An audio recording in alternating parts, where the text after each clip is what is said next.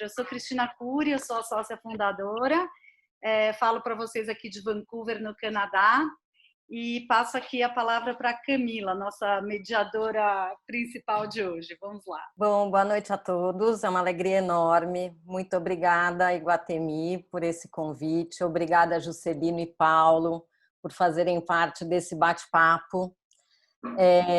Eu estou com a Cris desde o começo e a gente usa muito esse poder da colaboração, principalmente no ambiente virtual, já há muitos anos. Ela foi para Vancouver. E eu queria agora passar a palavra para esses craques da gastronomia que estão aqui com a gente e que estão enfrentando todos esses desafios. Então, eu queria que o Juscelino começasse contando um pouco quem é o Juscelino e como estão as coisas, Juscelino. Olá, boa noite a todos. Obrigado aí à equipe do Iguatemi, da Mandarina, o Paulo aí, um colega que estamos aí nesse barco, nessa batalha, nesses tempos mais difíceis, né? Eu tenho que dar uma abreviada aqui na minha história, porque eu quero contar um pouquinho da minha história rapidamente. A gente está sofrendo muito agora, nesse momento, mas eu acho que eu já sofri um pouco lá atrás para passar por essa aqui, vamos dizer, com menos dores, né? Então, eu sou de Joanópolis, interior de São Paulo, cresci na roça e com muita dificuldade. Então, eu trabalhava na roça com os meus pais, com meus avós, e eu fazia as pequenas hortas para me vender na cidade e ter a minha economia. Com 16 ou 17 anos, eu inventei de fazer uma horta de ervilhas e acabei... me deram a semente errada, que eu fui só descobrir quando estava vendido, quando eu fui entregar as ervilhas, e eu acabei perdendo toda essa safra de ervilhas. Isso foi a minha primeira tragédia, né? E naquela época já tinha uma crise muito grande, a época do Sarney, década de 80 e poucos, então a gente já estava com muita dificuldade, atravessando um momento muito difícil. E aí eu acabei acontecendo isso com as ervilhas e isso fez com que eu viesse para São Paulo e começasse a trabalhar em restaurantes. Então, comecei trabalhando em restaurantes bem simples, né, de garçom, depois fui aprendendo e fui sendo promovido para outras funções, maître, sommelier, até chegar com muito... Essa trajetória durou alguns anos, né? Do 92 para 93, eu entrei no Grupo Fasano, fiquei ali quase 12 anos, né? Fui sommelier, fui maître, fui gerente, e foi um grande aprendizado, onde eu fui para a Itália, conheci as vinícolas e restaurantes, e como o sangue empreendedor já estava na veia, né? Por causa dos meus avós, meus pais, meus tios, sempre foram empreendedores, eu tinha um desejo de ter um negócio, e aí veio a vontade de ter uma pequena tratoria, e comecei a fazer esse projeto, né? Na minha simplicidade de caipira. E em 2004 eu abri o primeiro restaurante, chama Piselli, que é ervilhas em italiano. Então eu homenageei a horta de ervilhas que não deu certo. E aí, com muito frio na barriga, com muita dificuldade, abri o Piselli em 2004 e aí comecei essa luta no meio empresarial. Bom, e aí foi dando certo, muito trabalho, muitos desafios, muito aprendizado e foi dando muito certo. Depois, em 2015, abri o Piselli no Shopping Iguatemi, que é um grande projeto, foi um grande privilégio conseguir naquele lugar. Depois, em 2017, eu criei outras marcas de restaurantes, outras propostas diferentes, uma outra empresa. E aí, realmente, nós chegamos aí num tamanho de responsabilidade muito grande, com 9 lojas, quase 300 colaboradores. E, nesse ano, nós fomos surpreendidos por esse meteoro que caiu sobre a gente, essa pandemia, e aí realmente foi um baque muito grande no mês de março, e de repente que eu sempre fui salão, sempre fui relacionamento, sempre gostei muito de falar com o cliente, de contar história com o cliente, abraçar o cliente, essa foi a minha vida, né, no meio da gastronomia, e de repente os clientes sumiram, tivemos que fechar os restaurantes, Então, eu levei um baque, fui para minha pequena Joanópolis, lá na minha casinha de campo, e fiquei lá meio travado durante um período, né? Até entender um pouco o que tinha acontecido, o que ia acontecer, ninguém sabia ainda, né? E no mês de abril eu comecei a voltar, né? Experimentar um delivery e tal, e as coisas aí estão começando vamos dizer, a recomeçar uma nova vida, né? Então, um pouco isso é o resumo da minha história, o resumo do que a gente começou a fazer. E agora eu quero deixar o Paulo também contar um pouco da história dele e depois eu volto para a gente complementar aí as novas parcerias que nós fizemos, o que o grupo fez, o que as associações fizeram, tá bom? Obrigado por É isso enquanto pela aí. oportunidade. Obrigada, Juscelino. É isso aí. O Juscelino contou um pouquinho dele, o Paulo vai contar um pouquinho dele, a gente vai ficar nessa troca, fazer algumas perguntas. Se vocês tiverem perguntas e quiserem lançar as perguntas no chat, fiquem à vontade. Esse é um momento de troca mesmo, para a gente ouvir um pouquinho do poder da colaboração nesse momento de desafio. Paulo, e você? Como é que foi? Boa noite, pessoal. Obrigado, Iguatemi, Mandarina e todos.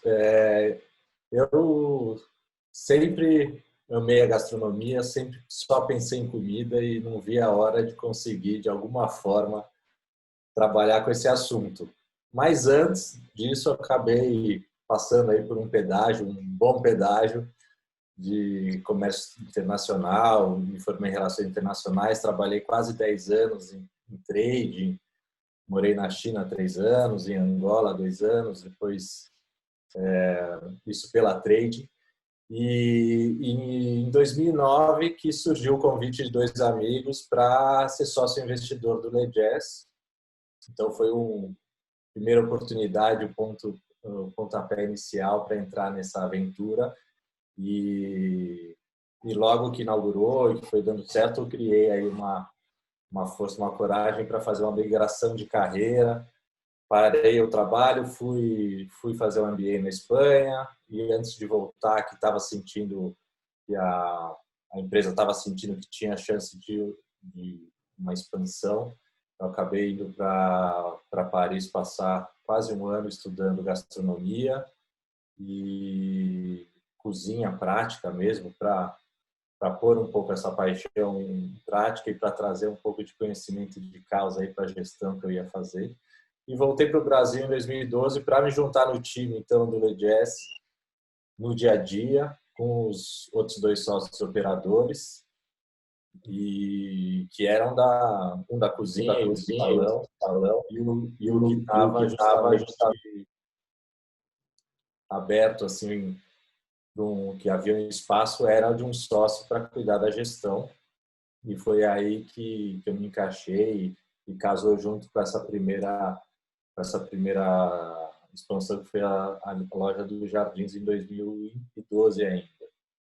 E desde então eu estou no dia a dia do financeiro administrativo, cada vez mais envolvido com a operação também e tocando esse barco. Depois de 2013 a gente abriu no Iguatemi e também foi uma história muito legal, assim, uma parceria muito boa até hoje. Em 2015 a gente abriu o Legess Petit Bar, que é o barzinho ao lado do Legess Ava Pinheiros, e no ano passado nossa última abertura foi no Shopping Genópolis, que também é administrado pelo Iguatemi, e que foi nossa última aventura antes dessa loucura que está acontecendo agora. E também sou, junto com o Juscelino, o diretor da ANR, da Associação Nacional de Restaurante, que também está tendo um papel fundamental nesse momento, que a gente vai poder falar um pouco mais. Tá Pois bom? é, legal, né, Paulo? Então, e esse ano vocês estão comemorando 10 anos. 10 anos é uma marca super importante. E como é que está sendo? O que você tem para contar para todo mundo que está ouvindo a gente, que foi que te deu energia para continuar aí, ser um ano de comemoração, né? Que tipo de colaboração você conseguiu? Em primeiro momento, assim, lá em março, que veio essa esse diagnóstico de doença gravíssima, sem cura, que todos nós do setor de bar e restaurantes e outros setores também receberam. Foi um grande baque, teve aí uma primeira... A gente dividiu por fases, né? Uma semana, 10 dias de negação. Isso não pode estar acontecendo, não vou me mexer, mas de repente os clientes pararam de vir, então teve que tomar a decisão de fechar todas as unidades, só mantendo o delivery. E aí, aos poucos, vieram outras fases, a fase de se encher de informações, de tudo que podia estar acontecendo, entender as questões jurídicas, questões comerciais daquilo que estava acontecendo, aquele fechamento. Aí, em seguida, a questão, vamos se organizar para sobreviver, né? Vamos ver se a gente vai ter caixa para passar, como que vai ser, como não vai ser. Então, foi uma terceira fase. E depois de alguns ajustes, entender o papel de todo mundo, dos funcionários, como a gente ia trabalhar mantendo os empregos, mantendo as melhores condições, a gente entrou numa fase de, bom, é uma realidade, já lamentamos muito aqui, todo mundo do setor lamentou, já entendemos as lamentações de todo mundo, agora vamos ter que pensar no que vai ser depois, né? A gente tem que olhar para depois que isso passar, porque vai passar de alguma forma, então a gente tem que se reinventar de algum jeito. E aí que surgiu, acho que o tema dessa conversa de hoje foi essa união tremenda que surgiu do setor, né? É um setor muito grande de bares e restaurantes no Brasil inteiro, mas era um setor muito, muito pulverizado, né? De pequenas e médias empresas, claro que tem grandes, mas são menos, né? São poucas empresas maiores, e de repente esse milharal de empresas pequenas, vários restaurantes, começou a se falar, se unir, formar grupos, desde o WhatsApp até associações, as próprias associações, a NR, a Brasel e outras de bairro, começaram a crescer de movimentações, de trocas e de ativismo, né? Começou um ativismo muito raro antes visto no nosso setor, então foi fundamental. E as trocas que começaram a acontecer nessa história foram, primeiro, deram uma tranquilidade, assim, não estou sozinho, tem gente com problemas parecidos e que estão encontrando soluções que eu não tinha pensado, ou eu estou encontrando soluções que eles não tinham. Então, essa troca foi muito importante. E a parte de ativismo aí das grandes associações junto às 3 esferas, municipal, estadual e federal, que também foi fundamental para dar uma tranquilidade de que tinha gente falando pela gente aí com quem ia ditar as regras do jogo, né? E os próprios o pessoal do governo também estava muito interessado em ouvir a gente para poder tomar a decisão da melhor forma. Então a gente se sentiu aí muito parado nesse mundo novo. Muito interessante isso que você coloca, Paulo, porque todas essas fases, né, desse ciclo, a gente estava conversando outro dia sobre morte, luto e transformação. E essas fases que todos nós passamos com negócios e vida pessoal foram muito parecidas. Inclusive, os psicólogos mapearam um pouco isso, né? E é incrível como isso que você falou, onde eram vários jogadores dentro de uma indústria enorme, todos muito, muito pulverizados, de repente eles se juntam, este sentimento de amparo, de troca, de pertencimento é um ponto muito importante para que a gente consiga se levantar de volta. Inclusive, é um dos pontos que fortalecem a nossa capacidade de ser resiliente. Então, é tão legal a gente ouvir, né, o seu discurso e identificar ali no meio esses processos tão mapeados por psicólogos nos dias de hoje, né? E obrigada por compartilhar isso. E eu queria também um pouco ouvir do Juscelino essa parte. Eu sei que você também participa, Juscelino, dessas associações, dessas conversas com os governos e tudo. Como é que foi seu ciclo? Foi parecido? E como que está o seu sentimento com relação a essa união da indústria? O ponto positivo, vamos dizer assim, que aconteceu nesse período foi essa união aí, tanto de colegas, né? Porque tivemos muitos colegas que fizeram grupos, né? Então a gente tem um monte de grupos, crise coronavírus, grupo com nome de sindicato, grupo com nome da associação, grupo não sei do quê, grupo do negociação com shoppings. A gente tem um monte de grupos, mas o legal é que a gente também, com isso, virou uma mania de compartilhar o que é bom, né? Compartilhar a notícia boa e verídica que você recebe, você já manda para o seu colega, né? Você tem muitos colegas do setor e, como o Paulo falou, a gente que é membro da associação, então outros que não são, ficam sempre perguntando tal, o que tem, o que estão falando, o que estão discutindo, né? E realmente as associações, a ANR e a Abrazel, fizeram um trabalho muito bem feito, estão trabalhando ainda, né? A Abrazel com o Paulo Somuti, que é o presidente, a ANR com o Cristiano Melles,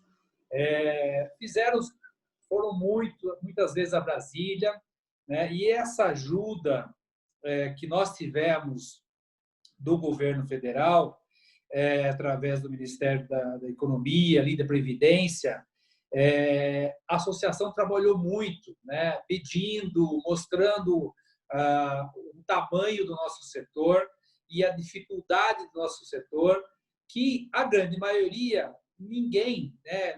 Não é uma empresa grande, estruturada, que tinha lá seu caixa, né, tranquilo. Ninguém, a maioria não tinha caixa, né? Então, essa ajuda que o governo federal fez de pagar o salário ou parte do salário, né, da suspensão dos contratos, isso eu não canso de falar até para os nossos colaboradores, quando a gente tem aí algumas reuniões, a gente divide em grupos ou faz um call com alguns, enfim, a gente vai passando informações, e eu não canso de falar que, se não fosse essa ajuda do governo federal, infelizmente, poderia ter acontecido muita coisa pior, né? Porque o estresse, a fome, a insegurança, isso também causa doença, né? Então, essa ajuda do governo federal foi muito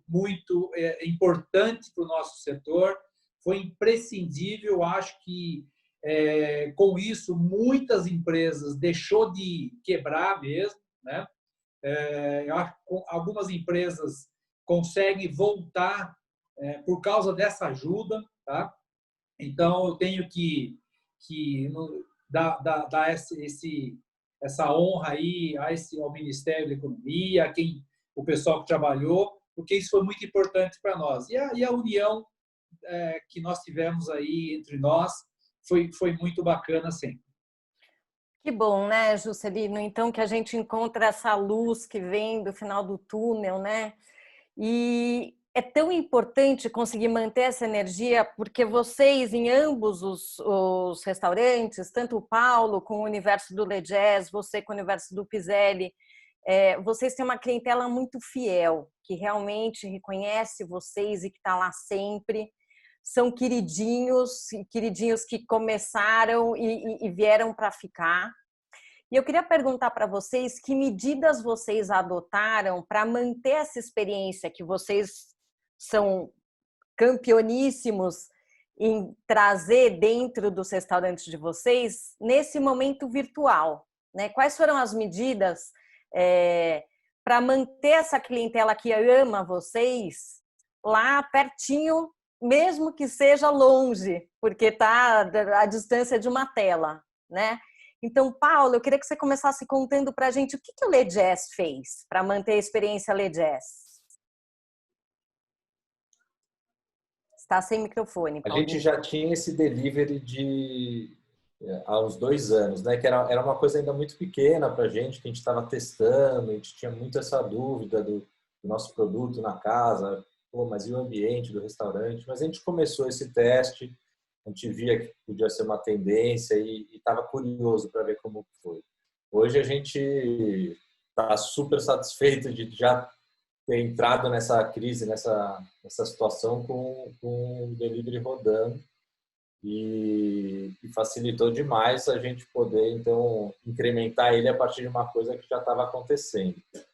E aí, como ele virou o nosso produto principal do momento, que não resolveu nossa vida, mas manteve a nossa chama acesa, manteve a nossa ligação com os clientes, manteve funcionários ali representando os outros vários que não puderam estar ali, né? Os que tinham transporte particular acabaram assumindo. E então a gente conseguiu ter tempo e tranquilidade para pensar melhor nesse produto de delivery na casa das pessoas. Então a gente falou, bom, se nosso DNA está tão ligado à experiência do cliente no salão, o que a gente vai poder fazer para ele na casa dele? Então foram algumas campanhas que a gente fez. Primeiro teve aquela dos médicos para a gente homenagear e dar suporte aos profissionais de saúde, não só os médicos, puderam então ter um desconto no takeaway e aí já ter um primeiro agrado em casa. Depois a gente lançou uma campanha de jantares com os amigos, cada um pedia o seu jantar na sua casa, compartilhavam com o Zoom e a gente mandava então o jogo americano, a garrafa da água do Le Jazz, e a gente criou a rádio Le Jazz no Spotify, que a gente convidou alguns amigos DJs que foram fazendo playlists, sempre com o tema de músicas que a gente toca nos nossos restaurantes. Então, isso tudo foi aproximando e criando um pouco do nosso DNA na casa das pessoas, e aí tinha esse compartilhamento dessas fotos e vídeos que a gente repostava, e aí todos os nossos clientes que não estavam tendo esse jantar em casa ainda começaram a poder ter as suas memórias. Então, acho que foi um pouco um exercício muito positivo. Acho que esses são alguns dos exemplos do que a gente veio fazendo, e agora olhar um pouco como o delivery vai continuar junto com a reabertura, que é um novo desafio.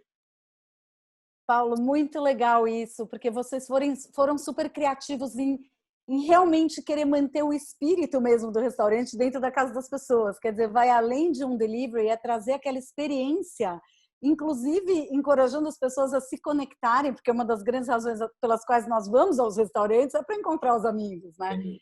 E trazer todos os sentidos, né? A beleza, o paladar, trazer a música. Isso foi genial. A gente sabe que a experiência vai muito além de uma boa comida e a gente achou muito criativo.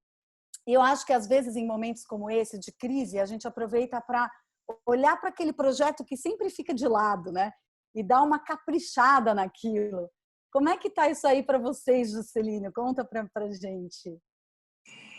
Eu sempre gostei de, quando eu era profissional de restaurante, a minha filosofia era sempre querer trabalhar com pessoas melhor do que eu, com profissionais que me enriquecessem, né? Sempre foi a minha filosofia. E eu gosto tanto de ter no mercado colegas, né, como o Le Jazz aí, o Paulo está de parabéns, né, porque são players, são grupos de sucesso, e isso enriquece o nosso mercado, né? Isso valoriza a nossa cidade, o nosso país, né? Então a gente fala com orgulho que São Paulo é uma das capitais gastronômicas, né?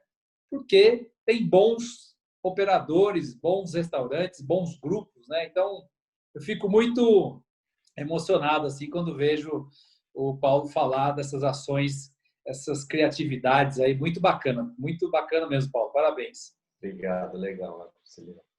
E aí, a gente quando depois que a gente fechou o restaurante, o que a gente tentou fazer e ficamos fazendo com que o cliente não se esqueça da gente, né? Então, o relacionamento teve que continuar de alguma maneira. Então, usamos as mídias sociais para sempre colocar alguma coisa ali, mensagem, relembrando o prato que as pessoas mais gostam, né? Então, investimos muito em mídias sociais, em essas ações de mídias sociais, e tanto na do restaurante como a minha mesmo pessoal, que a minha pessoal é mais coisa de comida do que minha pessoal, né? Então, essa foi assim um trabalho, e está sendo um trabalho muito forte em termos de comunicação em todas as plataformas que a gente tem, né? E eu tenho também o meu mail pessoal de WhatsApp, que eu fico mandando, às vezes, algumas informações para um monte de clientes, que muitos viraram amigos, né? Eu tenho esse privilégio de relacionamento, então muitos clientes viraram amigos e eu tenho um contato muito pessoal. Então, no dia a dia, eu fico mandando coisa, recebendo coisa, e o menu do delivery disparando, né? Então, criamos o delivery que não tinha, que a gente nunca esperava ter delivery no Pizelli, aí veio essa necessidade e uma oportunidade, né? E aí, poxa, fomos atrás de uma embalagem diferenciada, né? O que colocar no delivery, o que não perde tanta qualidade, porque, infelizmente, o delivery não é a mesma qualidade que tem no restaurante, né? Mas o que viaja bem? Né? O que pode viajar bem que a pessoa tenha essa experiência na casa? E nós, com a ajuda aí de um parceiro muito bom do mercado, que é a Esquadra, que eu faço questão de elogiar, o Luizinho, que é um cara sensacional, ele desenhou para nós as embalagens do Pizelli com as ervilhinhas, né? Então tem cada embalagem assim que dá dó de jogar fora. Tão bonitinha que são as embalagens. E aí lançamos o delivery, o takeaway, né? E o takeaway foi muito legal porque muitos clientes que estão aqui na cidade, eles tinham um pouco, a gente percebeu que tinha necessidade de sair de casa, né? Ter um motivo para sair de casa, não ir só no supermercado, né? Então nós lançamos ali, olha, você pode ir parar na frente do restaurante, pega o seu prato, alguém te entrega no carro, né? Enfim, então é um produto também que nós lançamos junto com o delivery e está sendo muito bacana essa experiência e está ajudando a gente financeiramente, né? Então você tem o delivery que você vende na plataforma, no iFood, por exemplo, tem o takeaway que a pessoa passa lá e pega. Então isso tudo a gente vai colocando em operação, aprendendo lidar com esse novo produto, né? Com essas oportunidades de faturamento que a gente não tinha. E, ao mesmo tempo, você continua o relacionamento com o cliente de alguma maneira. Isso que a gente gosta e não quer perder de jeito nenhum, né? Pois é muito bom você falar isso, dessa questão do relacionamento, né? O restaurante é muito mais do que aquela comida que você serve. Vocês servem muito bem, são produtos maravilhosos, ambos focados, cada um no seu mercado, mas ambos agradam. Mas vocês estão trazendo muito isso, essa questão do relacionamento, né? Então, vocês falaram de relacionamento na cooperação entre os concorrentes, e nem sempre os concorrentes, mas dentro do universo da indústria da gastronomia. Depois vocês falaram da cooperação com novos parceiros que vocês nunca imaginaram que fossem parceiros e viraram parceiros. Então, é aquela empresa pequena de logística, é a empresa de embalagem, é aquela pessoa que vai te oferecer uma plataforma digital, porque agora a gente está usando tudo dessa maneira digital. Então, são novas formas de se relacionar. Dentro dessas novas maneiras, desses novos vínculos que vocês criaram, eu pergunto para ambos, né? O que vocês acham que veio para ficar dessas mudanças que implementaram? Vamos dizer que quando a gente voltar ao normal, ou o novo normal, que a gente nem sabe como que isso vai acontecer? O Pizelli vai continuar fazendo delivery e takeaway? E o Legess? Se me permite começar, realmente tem coisas que acontecem para o bem, né? Então, o delivery, o takeaway, com certeza vai ser mantido, né? Eu acredito que o cliente está se acostumando com isso, né? A gente acho que vai ter uma parcela da clientela quando começar a liberar os restaurantes, uma parcela saindo, uma parcela ficando em casa, uma parcela que são mais, vamos dizer assim, tem menos risco, outras com mais risco. Então, vai ter ainda as opções das pessoas buscar a sua comida e comer em casa, pedir no delivery. Então, são produtos que foram implantados e, com certeza, permanecerão. No nosso caso também, o delivery, a gente agora vê totalmente com outros olhos. A gente espera que com a reabertura talvez ele tenha uma pequena redução, mas a gente não acha que volta ao que era antes do Covid, né? E a gente acha que a gente ganhou novos clientes, né? Clientes que não imaginavam que iam fazer pedidos online, que não imaginavam que iam comer comida de restaurante diferente de pizza e hambúrguer em casa, como ia fazer para esquentar, ele não ia chegar bom. De repente se viu que dá para comer coisa de qualidade em casa e ainda inventar, dar um samba para fazer uma ambientação para acompanhar aquela comida, né? E lembrando do restaurante e tudo mais. Então a gente acha que abriu um novo mercado importante que a gente vai dar muita atenção. Ao mesmo tempo, os restaurantes, acho que as pessoas estão muito ansiosas para voltar a consumir, então talvez demore um pouco esse processo de poder ter uma aglomeração como se tinha antes, mas eu acho que vai ganhar uma força muito grande de reencontro de ambientes sociais e o Gisele e o Le Jazz tem muito essa pegada de estar juntos, de conviver com a mesa do lado, de participar um pouco, fazer do restaurante parte do cotidiano. E isso que você perguntou um pouco de o que veio para ficar, né? As parcerias, realmente, as parcerias que a gente já tinha muito forte, elas vão continuar, mas teve oportunidade de aparecer outras parcerias nesse momento que a gente não imaginava, ou não dava espaço para conhecer, né? Alguns fornecedores que se reinventaram para poder se adequar a uma demanda nova nossa, prestadores de serviço que fizeram o que dava para mostrar uma coisa e eles ganharam uma relevância na nossa vida, fora os funcionários, né? Os funcionários que a gente teve que ter toda uma política aí apoiada pelos governos de dar um monte de condições que a gente nunca gostaria de ter dado antes, mas que compreenderam e apoiaram e vibraram juntos para essa recuperação vir juntos. Então, acho que vai ter um relacionamento que veio para ficar muito diferente do que tinha antes, com fornecedores, prestadores de serviço e funcionários. Acho que teve uma união não só externa dos pares, concorrentes ou gente do setor, mas interno, dentro da empresa. Acho que aproximou demais. Muito legal, Paulo. E que legal que você entrou na questão das equipes. Bom, dá para ver que a colaboração começou a acontecer em todas as camadas e que realmente é uma indústria toda se unindo, né? A Carol, você quer fazer a sua pergunta? Estou super feliz de ver uma pergunta aqui da Carol, daí acho que também tem uma, talvez, do Fernando, que digitou. Você quer fazer a sua pergunta, Carol? Que era justamente em torno da equipe. E eu sei que tanto o Juscelino quanto o Paulo têm equipes fidelíssimas e antiquíssimas, então a gente quer ouvir mais, porque a gente sabe que vocês são super líderes. Vai lá, Carol. Não, a gente sabe mesmo, e eu tinha feito a pergunta antes do Paulo comentar, mas como é que está esse engajamento da equipe e a motivação mesmo das equipes diante de todo esse cenário conturbado, né?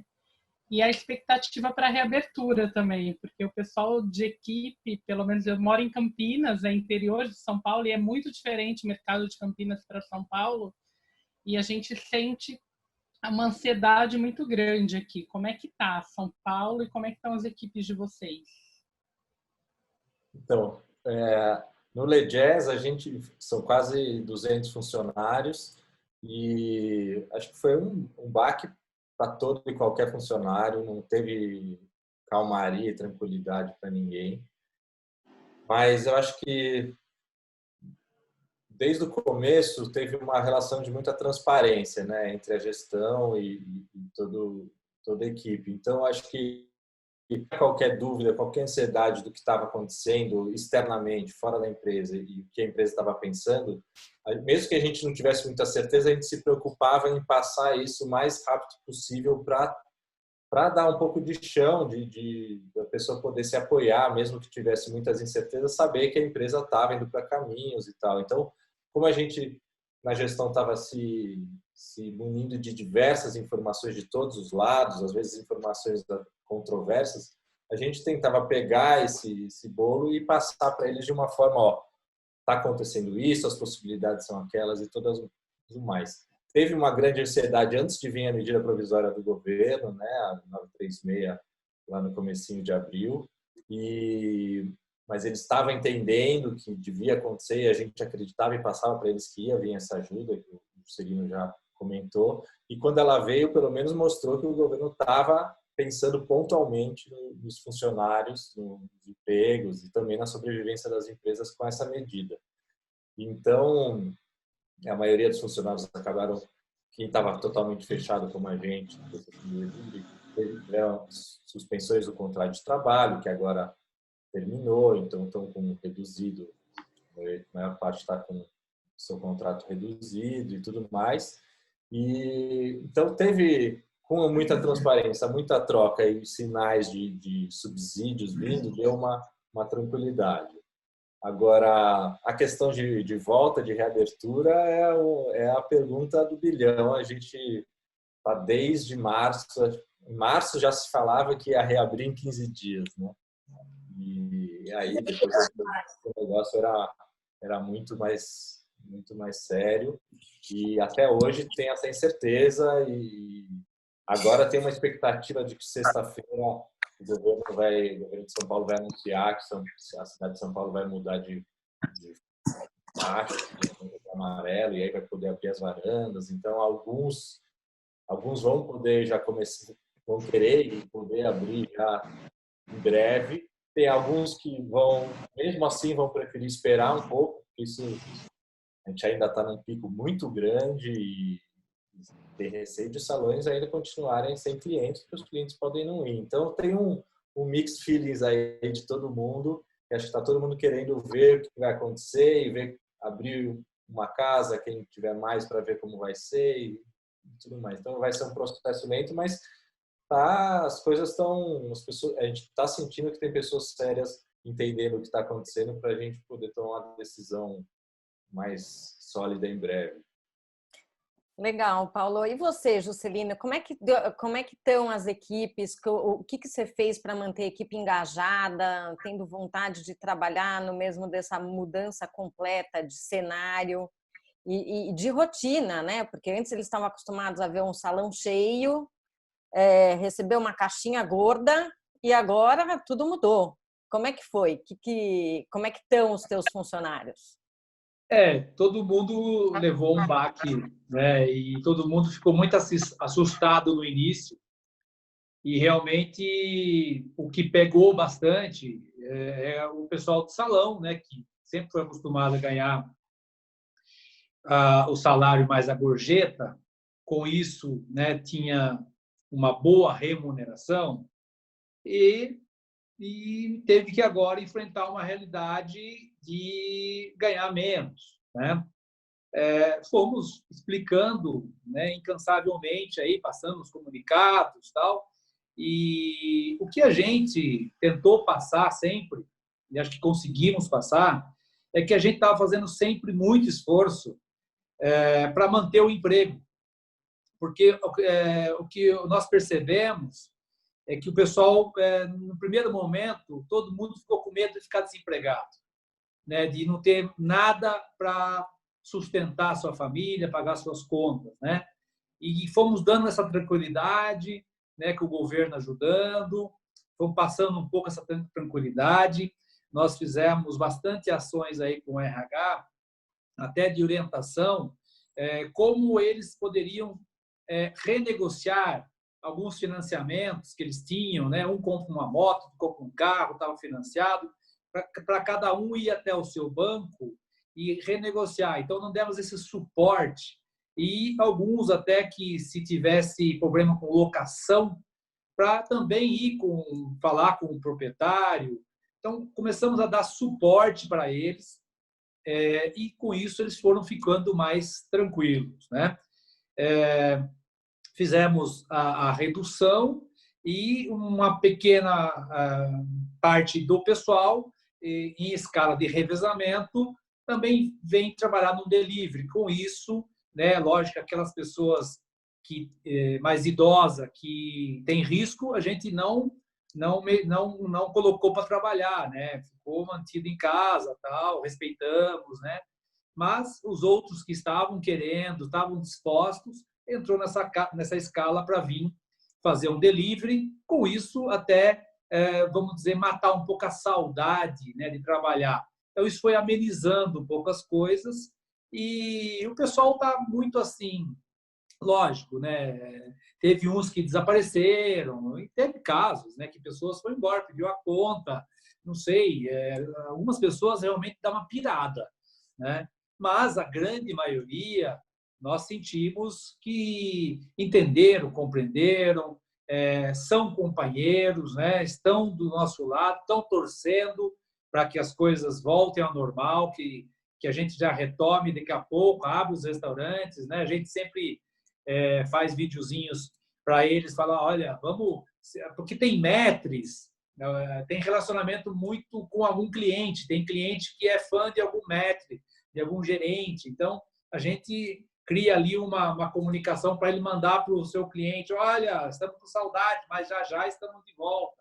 Então, isso vai fazendo com que eles também se interajam, né, e participem desse movimento que está próximo, que a gente vai conseguir passar por essa, que a gente vai voltar, vamos rever nossos clientes. Então, é uma luta diária, como falei agora há pouco aqui no início, né? Todo dia é uma luta e, enfim, mas está todo mundo solidário, né? A maioria dos colaboradores estão solidários com a situação e entenderam e compreenderam e estão junto com a gente. A gente tem muito que agradecer, né, a todos os nossos colaboradores e reconhecer o quanto eles são nossos parceiros, né? E tem muitos casos no nosso grupo, pessoal do escritório, pessoal que continuaram trabalhando no home office até mais do que trabalhava e passaram a ganhar menos, sabe? Então, são pessoas que a gente reconhece, agradece, né? Porque aconteceu muita coisa nesse meio tempo, né? Está acontecendo muito. Até a gente voltar ao normal, né? Isso vai demorar um pouquinho. A gente vê a importância da preocupação, né, das duas empresas com essas equipes, o quanto também é importante, porque essas equipes são esses restaurantes, né? E nessa hora, a qualidade da liderança, a relação com a liderança, você ter um RH apoiando, isso faz muita diferença e a gente sabe que essas duas empresas se preocupam com os funcionários e isso faz toda a diferença, por isso que a experiência é o que é, vocês estão de parabéns. A gente vê também que algumas pessoas vão reavaliando os valores. Isso é um processo que todos nós estamos passando, pensando o que é essencial. Então, quando a gente fala a pessoa dá uma pirada, de repente a pessoa está indo em direção àquilo que vai fazê-la feliz e que assim seja, né? E que aqueles que querem ficar com a gente fiquem. Nós temos pouco mais do que 10 minutos, a menos que a Carol fale que a gente pode se estender um pouquinho. E a gente tem 3 perguntas, então talvez a gente pudesse alternar um pouquinho quem responde, ou vocês podem responder brevemente, a gente deixa vocês se organizarem aí, mas eu queria passar primeiro a palavra para o Fernando Espíndola, que tem a primeira pergunta. Oi, vocês podem se estender sim, viu, Cris? É a Gabriela de Iguatemi, não tem problema. Obrigada, Gabriela. Oba, então temos um pouquinho mais de tempo. Fernando, quer fazer sua pergunta primeiro? Obrigada, Gabriela. Tudo bem, obrigado, gente. Boa noite. Vocês estão me ouvindo aí? E aí, Fernando? Tudo bem, Juscelino? Tudo bom, Paulo? Boa noite a todos. A pergunta, eu ouvi que o Paulo comentou que já tinha o delivery antes do Covid, né? Eu não prestei atenção se o Juscelino tinha também. Mas a minha pergunta comparado ao percentual do faturamento, né, histórico que você tinha de delivery / takeaway antes do Covid, qual que era esse percentual? Né? E qual foi o percentual depois também? Né? Eu acho que hoje você já tem um comparativo aí, abril, maio, junho. Então, qual que é mais ou menos esse percentual aí dessas duas fases? Né? Mas qual foi o acréscimo? Né? Essa é a pergunta. Isso. Por exemplo, delivery takeaway que equivalia a 10% do faturamento pré-Covid. Né? No nosso caso, a gente tinha estava em fase de teste ainda, então a gente tinha um percentual talvez de 3% do que o grupo todo. Isso também porque a gente só opera o delivery da unidade de Jardins, onde a gente tem a cozinha com maior maior espaço e tudo mais. E ela quadruplicou, né? O delivery quadruplicou e hoje quadruplicou também porque era uma coisa menor, então também era fácil quadruplicar. Mas hoje a gente tem aproximadamente 15, 16, 17% do faturamento que a gente, sobre o faturamento que a gente tinha antes da crise. Está crescendo ainda um pouquinho, acho que não tem espaço para dar um salto muito maior, mas passo a passo ainda está crescendo. No meu caso, a gente tinha 0 delivery, né? O Pizelli nunca fez, então era 0. E eu acredito que foi feito um trabalho muito bacana ali com a equipe, com o Delivery Takeaway. Nós começamos em abril, atingimos ali 5% do faturamento e, surpreendentemente, em maio já tivemos 15% do faturamento. Então, foi muito positivo para a gente. Ótimo. Obrigado, gente. A gente tem uma pergunta também do Sérgio. Sérgio, se você quiser fazer a sua pergunta, e depois o Daniel Esteves. Tudo bem, gente? Sérgio, saber quem eu sou. Sérgio, eu que vou perguntar para você, você vai ensinar a nós alguma coisa aqui. Você não escapa não, hein? Fala aí, Serginho. Tudo bem, Fê? Tudo bem, gente? Queria agradecer aí. O Iguatemi nessa pandemia também foi super parceiro. Eu participei aí de um Fique em Casa aí que a Maria, o pessoal do marketing, falou com a gente. E que eu tô assistindo aqui desde o começo e entendo também que só para vocês entenderem, eu tenho um cachorro-quente dentro dos aeroportos, tá? Então, além de São Paulo, eu tenho Rio, Brasília, Curitiba. Então, a dor foi nacional, tá? 15 aluguéis para pagar, né? Então, é uma coisa bem difícil. Tudo não foi... Estamos negociando tudo, imagino, como todo mundo aí. E também os funcionários têm sido bem parceiros. Eu achei que está bem parecido aí com o que vocês falaram. Com relação a uma coisa assim, que eu senti, que eu queria saber de vocês. Os bancos, que são aqueles caras legais que sempre procuravam a gente ali quando o dinheiro entrava, né? Agora nada, né? Eu vi que o BNDES tem uma linha, tem tudo, mas o gerente não...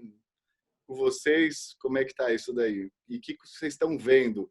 Vocês estão imaginando que daqui a 1, 2 meses vocês acham que vão poder ter uma conversa diferente com bancos? No meu caso, a gente realmente está sofrendo muito, porque essas linhas que o governo libera através do BNDES não chega na ponta, não chega no pequeno empresário. E sempre os bancos arrumam 1000 desculpas, né? Tudo tem uma desculpa, né? Agora, liberaram uma verba para folha de pagamento. Puxa, fiquei feliz. Pô, eu estou pagando aí 30% da folha, é uma grana, então agora eu vou ter uma ajuda. De repente eu vou para o banco que é nosso parceiro, que tem a folha do nosso pagamento, falou, não, vocês são um grupo econômico, então o faturamento de vocês ultrapassa lá o valor, teto. Então não dá. Bom, fiquei ali triste porque não consegui nada dessa linha da folha de pagamento. E aí veio outras, também não deu. Agora parece que está chegando o Pronamp, né? É uma linha para pequenas empresas, começou a liberar aí para as microempresas e parece que não tem tanta restrição. Então, essa está dando uma certa esperança aí e é só ver para crer, né? Deixa o Paulo agora falar um pouquinho. A gente foi uma experiência muito parecida também. Todas essas ajudas do governo BNDES de financiamento, a gente não conseguiu acesso, não estava disponível para a gente. Também batia na questão de faturamento por questão de grupo econômico. E a gente também não estava numa certeza que precisava, que queria e tal, mas a médio e longo prazo a gente teria muito interesse de ter acesso, uma garantia de que isso podia estar disponível se o interesse estivesse ali. Isso a gente não teve em nenhum momento até agora. Também estamos na expectativa de que essa próxima fase chegue. Obrigada, Paulo. Daniel, você tinha uma pergunta. Eu podia só falar mais um segundinho aqui, só para falar para vocês que uma notícia boa e uma ruim. Tá? A boa, a gente já reabriu algumas lojas, quer dizer, a gente já está operando Congonhas. A gente nunca foi obrigado a fechar, para te falar a verdade, mas também se o passageiro não vai, é a mesma coisa de você estar com o restaurante aberto, pagando a folha 100%, tudo 100% e não ir cliente. Então, a gente já reabriu Congonhas, Santos Dumont, Guarulhos e Brasília, tá? A notícia boa é que, assim, mesmo com uma proporção muito menor de voos, quer dizer, antigamente... Estou querendo dizer que, assim, eu estou vendendo mais para a proporção de voos que tem do que eu vendia antes. Mas isso não significa nem que eu esteja vendendo ainda 10% do que eu vendia.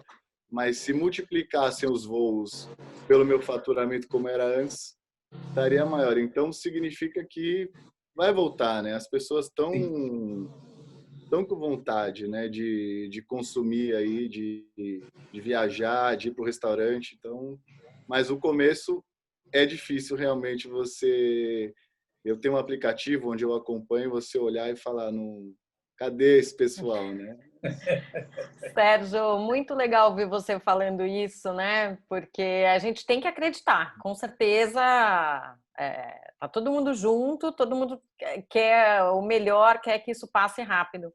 E nesse sentido de aplicativo, vai de encontro à pergunta que o Daniel tinha para fazer. Daniel, você quer fazer sua pergunta? Meu nome é Daniel, sou da Pizzaria Zé Teresa, aqui em São Paulo. O que eu queria falar sobre o aplicativo era, não sei se vocês estão fazendo delivery através de iFood, Rappi, Uber Eats, ou só telefone ou com aplicativo próprio. O que vocês acham dessas taxas que são cobradas? Se são justas ou não? Também é difícil falar o que é justo ou não, mas se a gente poderia, como restaurante, unir para brigar por uma taxa melhor. E a outra coisa que eu falei foi os cuidados na abertura, na retomada. Vocês já estão pensando em alguma coisa, o que fazer? Eu acho que a gente é um setor bem preparado, a gente sempre toma cuidado com contaminação e tal. Vamos tomar mais cuidados agora, mas nem sei também o que a vigilância vai exigir, sempre são muito exigentes com a gente. Então dá até medo se eles vierem exigindo mais e mais coisas ainda do normal, falando que tem que aferir a temperatura do cliente. Acho que tem coisa que pode ser desagradável. O que vocês pensam a respeito disso? Então, do aplicativo, acho que são pouquíssimos players muito grandes que têm uma vontade de ganhar o mercado muito rapidamente. Então, tá uma questão de demanda e oferta. E a demanda, eu digo, interesse dos aplicativos em terem determinadas marcas e acaba sendo uma negociação muito individualizada. Acho que as associações já tentaram algumas parcerias para fazer uma negociação maior, mas encontra muita dificuldade nesse sentido, acaba sendo uma guerra aí entre as partes, é muito difícil de dizer. Eu acho que se está muito alto, tem que procurar alternativas, tentar fazer independentemente e torcer para que esse mercado cresça e tenha mais concorrentes e que a livre concorrência faça ter taxas melhores. Mas hoje não tem muito como sair disso, que são poucos players, né? Mas a operação funciona, enfim, tem desenvolvimento tecnológico, tem retorno, né? Então, desse lado, é isso. A questão da vigilância sanitária, estão surgindo aí diversos protocolos de associações, dos nutricionistas, das consultorias que prestam esse serviço.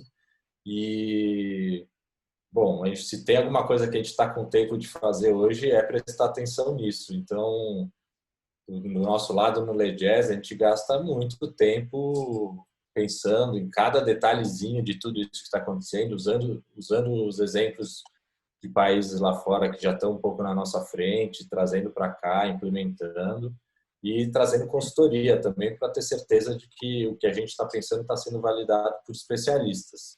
E eu entendo que a vigilância não vai querer também chegar para acabar com todo mundo, vai querer só ver se as pessoas estão entendendo as regras do jogo. É isso, essa visão que eu tenho aqui. Posso estar sendo um pouco otimista, mas estou sentindo uma vontade de todo mundo se ajudar também nessa volta. Olha, Daniel, a gente da Mandarina participou de alguns grupos que foram organizados para a elaboração dos protocolos de retomada da hospitalidade, né? Dentro de todos os hotéis, pousadas, e todos esses hotéis e pousadas têm restaurantes.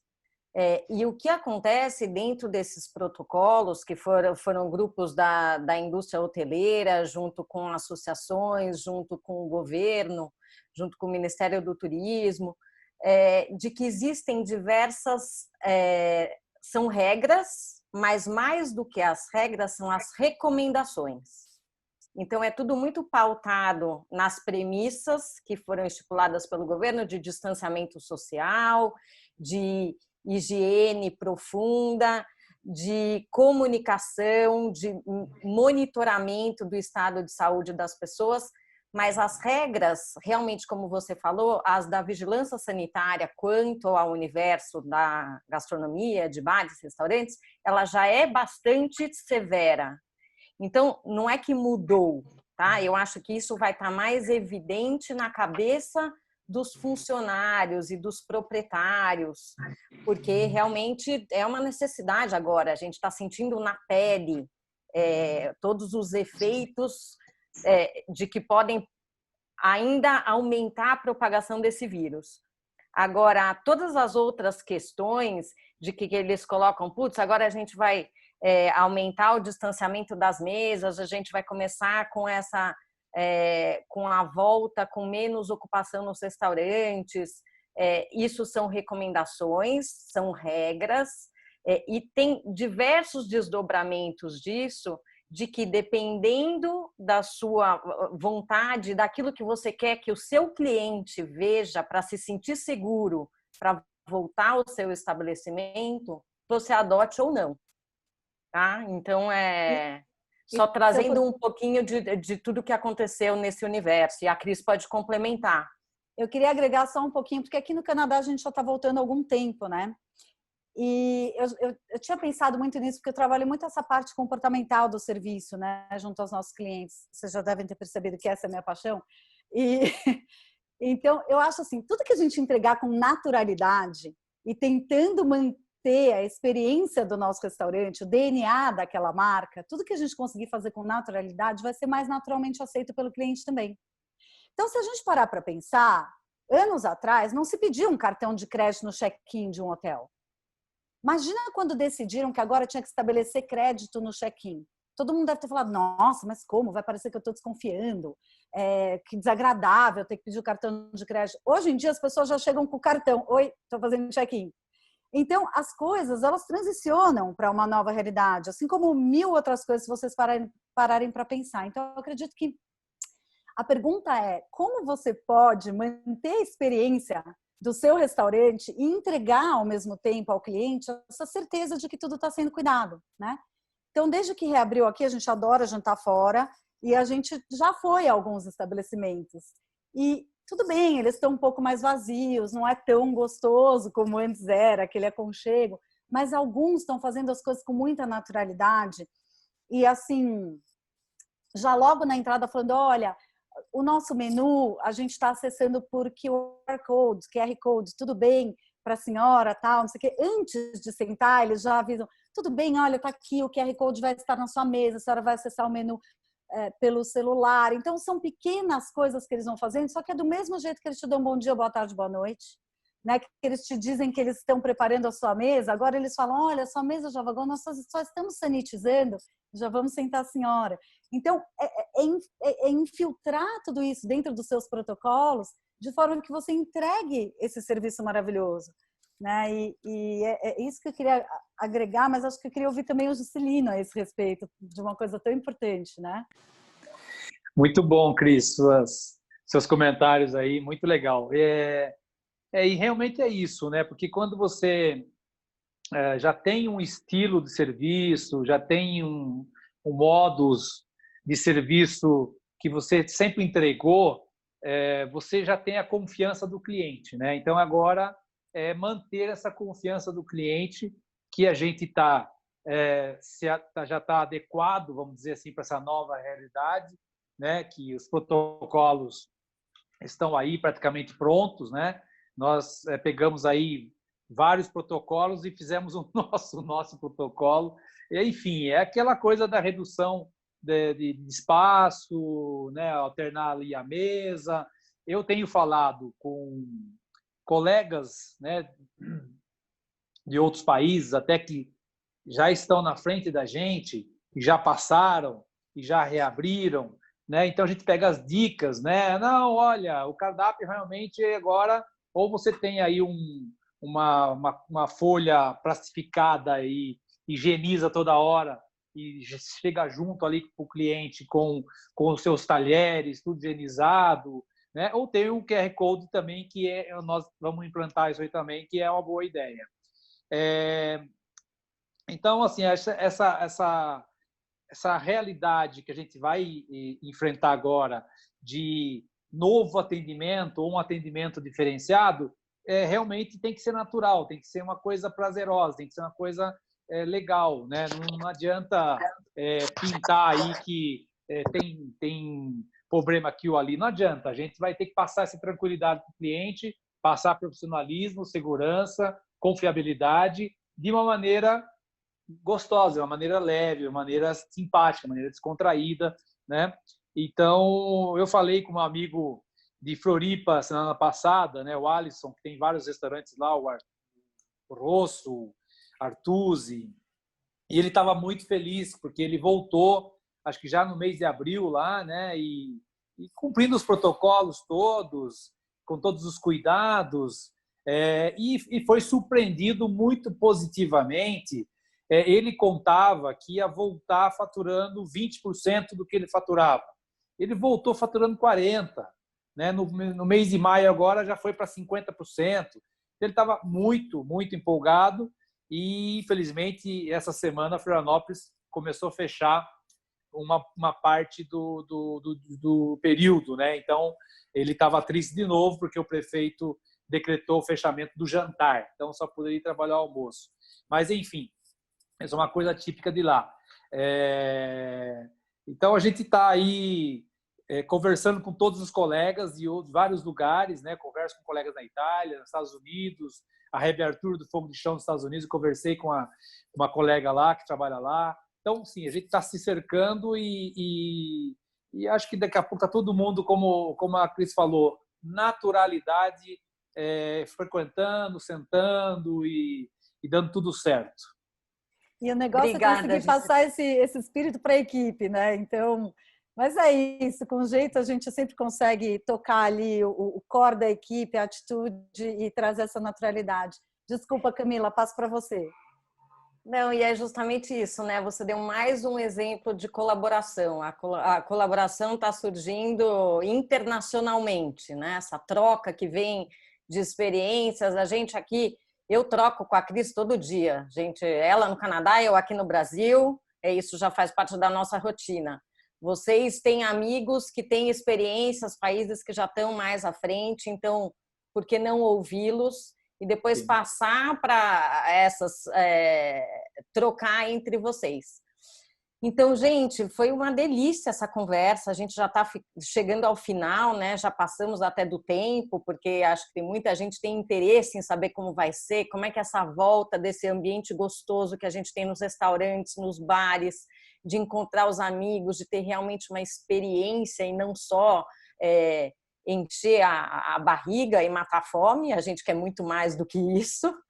Então, eu passo a palavra para uma fala final de vocês, né? Primeiro o Juscelino, depois o Paulo, e gostaria de agradecer ao Iguatemi, a essa oportunidade de estar aqui com todos vocês, e vamos lá, ver o que esses craques têm como mensagem final para a gente.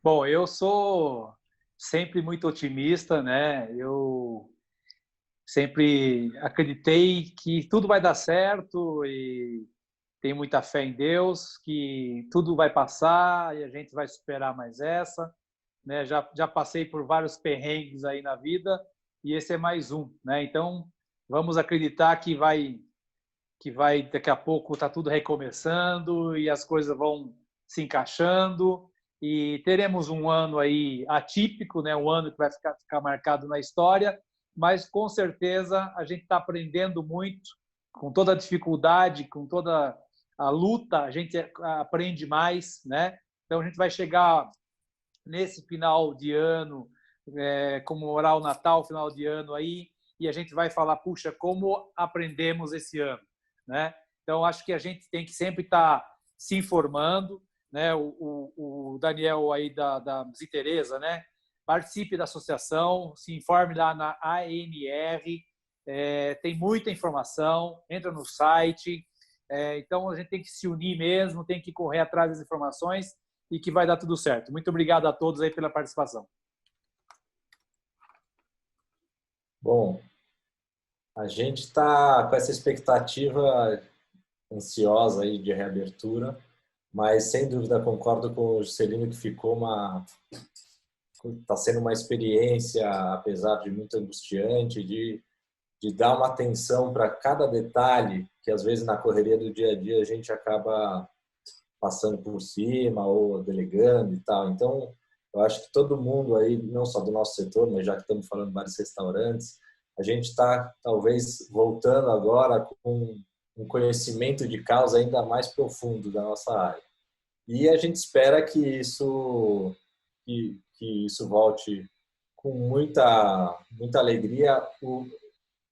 A gastronomia, restaurante, bares é parte da cultura aí de todo mundo que gosta de socializar no mundo todo, no Brasil principalmente. Se eu puder ainda dizer que São Paulo, essa área é a praia do paulistano, do paulista, e não tem como a gente se desaproximar desse tema. Então a volta eu acho que pode ser muito mais forte do que a gente imaginava e demore um pouco, que ainda tem essa questão de receio, de vacina, mas talvez o brilho fique ainda maior do que ele era antes. É isso que a gente espera a todos que frequentem. Não vemos a hora, né, Paulo? Realmente, acreditamos que esse brilho vai vir. E Cris, eu gostaria de saber se você tem uma última palavra também. Acho que foi uma grande alegria escutar esses dois super profissionais da indústria e interagir com todo mundo. Obrigada, Iguatemi, obrigada aos participantes.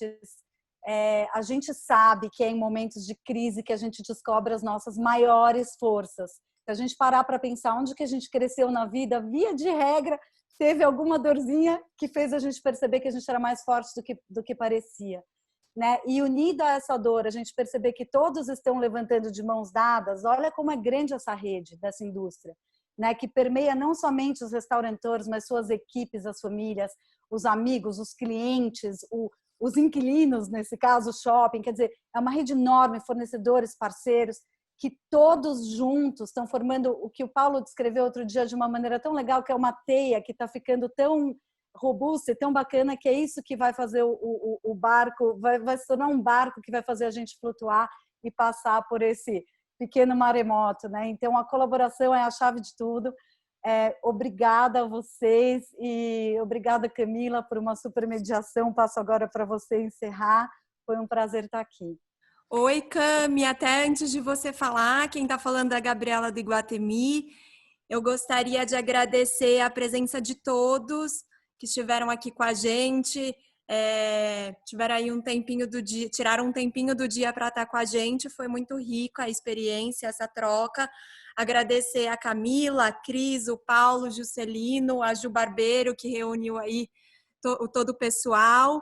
E daqui a pouco a gente se encontra, então, no Piselli, no Le Jazz, lá no Iguatemi. Obrigadão, meninas. Muito obrigada, Gabi. Muito obrigada, Paulo, Juscelino, o Iguatemi, todos os participantes. E é isso, repito as palavras da Gabi, né? A gente se encontra no Le Jazz, no Piselli, e fazendo muita festa e muito relacionamento e muita cooperação por aí, gente. Boa noite para vocês e a gente se vê em breve. Boa noite. Tchau, tchau, pessoal. Boa noite, pessoal. Obrigado. Obrigada.